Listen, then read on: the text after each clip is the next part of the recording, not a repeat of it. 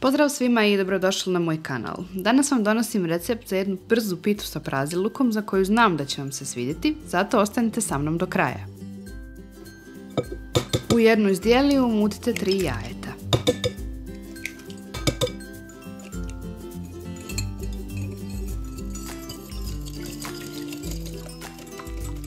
Zatim dodajte 2 kaščice soli, malo bibera i 100 ml ulja.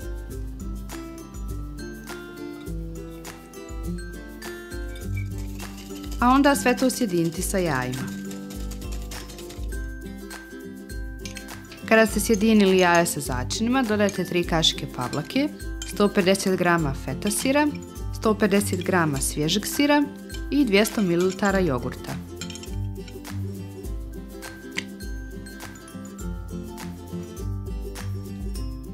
Sve to zajedno sjediniti.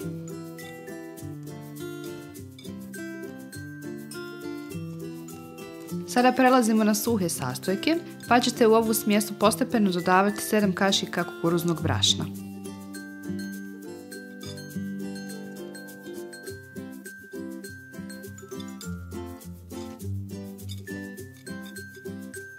Zatim 1 kašiku griza i pola kesice praška za pecivo.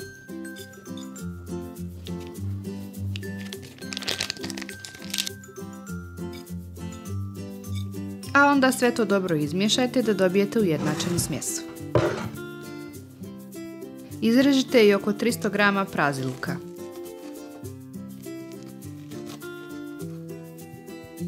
Volim da znam odakle me pratite, pa mi pišite u komentarima odakle gledate moj video.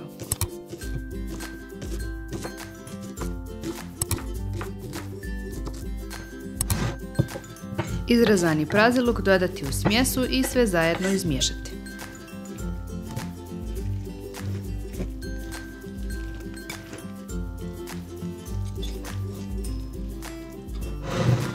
U jedan kalup ili tepsiju sipajte malo ulja i razmažite kistom.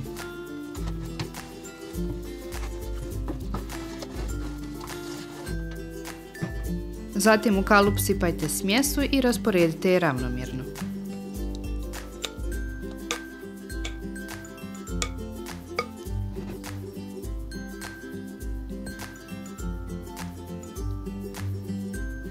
Preko dodajte komadiće putera i pospite sa malo susama po želji.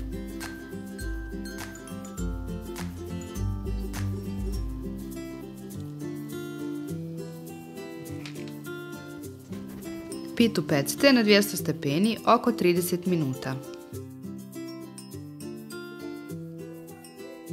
Kada je gotova, poslužite je uz omiljenu salatu ili jogurt i uživajte. Vi mi ostavite like u znak podrške, a ja vas pozdravljam od idućeg videa. Prijatno!